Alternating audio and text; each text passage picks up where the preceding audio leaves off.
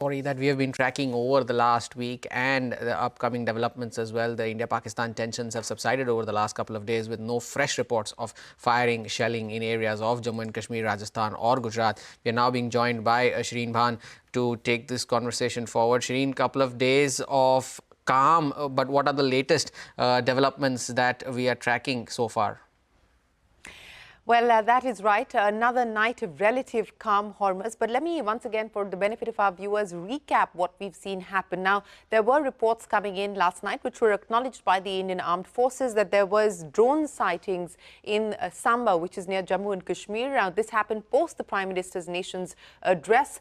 But what the Indian Army had also said is that these were engaged and there was nothing to be worried about. So there was drones sighted in that region. They were engaged by the Indian Armed Forces, but post 10 p.m. we are given to understand that there was no further activity, so it could have perhaps been a message, so to speak, post the Prime Minister's address. But as a result of this, what has happened is that we've now seen airlines like Indigo, like Air India, issuing advisories saying that they have cancelled operations to airports like Jammu, Leh, Jodhpur, Amritsar, Bhuj, Jaipur, Chandigarh and Rajkot. Because obviously you don't want to be in a situation where you will be turning back and so on and so forth. There will be an assessment done of what is the threat perception at this point in time as far as civil aviation, civil airlines are concerned. And so a decision has been taken, at least for today, that there will be cancellation of operations by Indigo as well as Air India, and I would imagine other airlines as well, to these sectors. Now, just yesterday, we had seen the government remove that notice to airmen, or NOTAM as it's popularly called. 32 airports that were shut through the course of the week on account of the military operations were asked to reopen yesterday. We did see a resumption of services. Some flights did in fact take off and also land on their designated airports. But so there is no new NOTAM, i.e. these airports have not been asked to close. It is only airlines saying that they are cancelling certain flights to certain airports. We are also given to understand that there is a crucial meeting between the Civil Aviation Ministry and the airlines later today. So we will, of course, keep you updated on that. One of the other important aspects to focus on is that crucial meeting that took place between the Director General of Military Operations of India and Pakistan. Now, remember, that meeting finally took place at 5 o'clock in the evening. It was a scheduled meeting. It took place after the Indian government, the Prime Minister, had held a meeting with the armed forces, with the NSA, with the Defence Minister, etc. The Prime Minister's meeting took place in the morning. And this meeting, which was scheduled to happen at noon, was finally pushed to 5 p.m. and that meeting took place. Now, at the end of that meeting, what we are given to understand is that both sides came to an agreement that not a single shot will be fired by either side, that there would be no aggressive or inimical action by either side.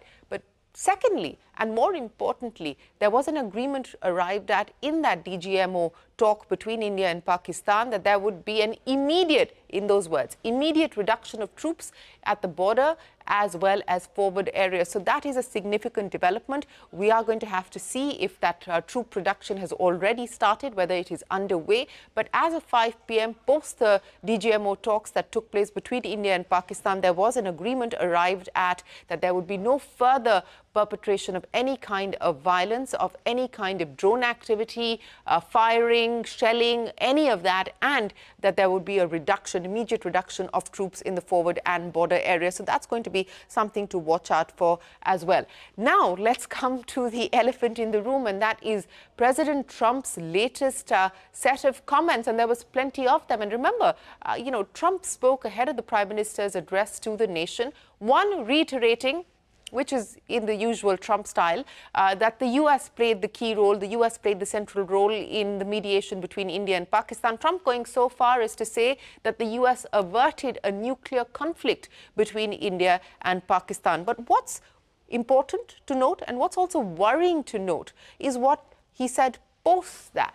He said that one of the things that forced a cessation of military operations, forced a cessation of hostilities, in Trump's words, were trade. He said, we said stop, stop, stop, or we will not do trade with either of you. Now, this is something that is being refuted by the Indian government sources that we've reached out to for a comment. Indian government sources telling us that there has been no mention of trade in any form or fashion in any conversation that took place between Indian officials and US officials. In fact, the Prime Minister reiterating what India has maintained so far, that the call for any conversation, dialogue, cessation of hostilities came from Pakistan. The Pakistan DGMO dialed his counterpart in India only when Pakistan realized that it wanted an escape route because of the offensive operations that India pushed forward, targeting air bases, targeting Pakistan's military infrastructure. This is what we heard from the tri-services as well as the Prime Minister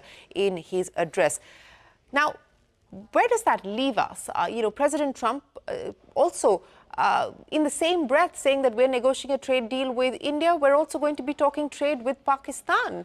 Now, what's the logic for that? For instance, one may ask, when it comes to India, we all know the size of the Indian market, the size of the Indian economy, the fact that it is the fastest growing large economy at this point in time. And that is why the US is interested in doing a trade deal with India, because it wants market access.